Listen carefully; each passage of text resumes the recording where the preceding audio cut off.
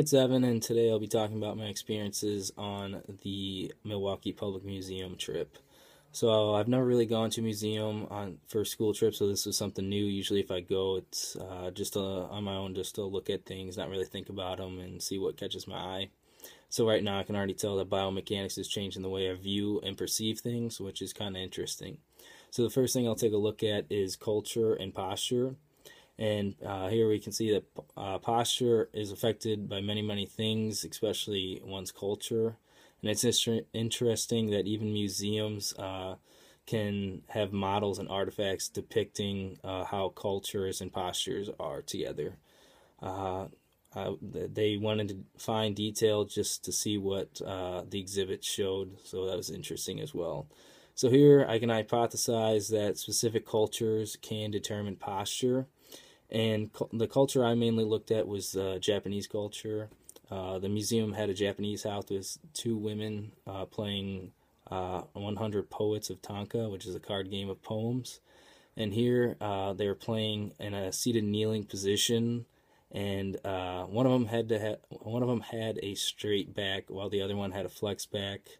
The flex back was going down to pick up a card when they're playing, and they had experienced flexion of the back, torso, and head of the neck.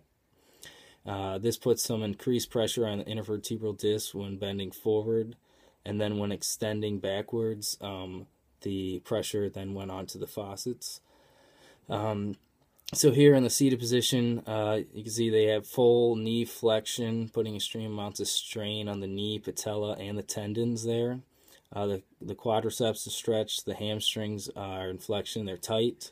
Also, the women have supinated feet, so they'd have plantar flexion in the talocrural joint, and they'd have adduction and inversion of the subtalar joint. They'd have stretched dorsiflexors and tight Achilles and gastrocs.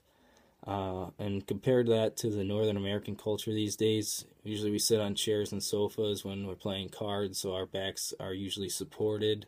Heights vary from mid-back to high back. And also when we play cards, we usually bend at the torso and use our arms more. Therefore, we're not using the head, neck, and back. Usually our knees are flexed at 90 degrees, and we have neutral dorsiflexion of the feet.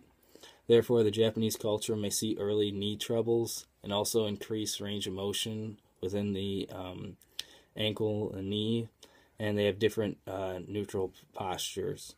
Another example of culture and posture was religion.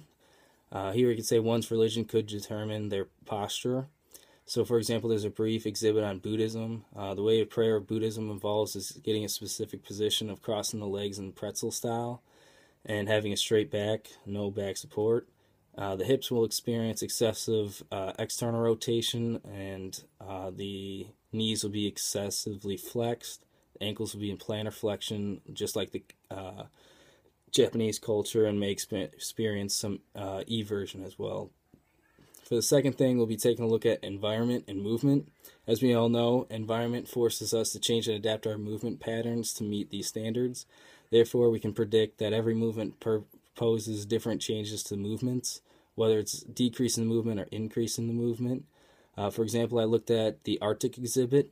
The Arctic displayed many difficult and different aspects for people to overcome. First off is weather, with bulky clothing for the weather they have to adapt to, changes the weight of the movement patterns. With being in the Arctic with the cold and the icy conditions, people have to account for this in order for efficient movements. The icy conditions forced people to have wider bases of support. However, where their base of support was wider at was different in each plane. So if they needed more base of support in the sagittal plane, they'd have 1 foot forward, 1 foot back, as well as a wider step width. So that's between the midpoint of the heels. And then in the frontal plane, they'd have a greater step width and for the stability and balance of their selves. So activities such as hunting and fishing affected their movement patterns. Hunting back in the day wasn't a running around aspect in Arctic culture.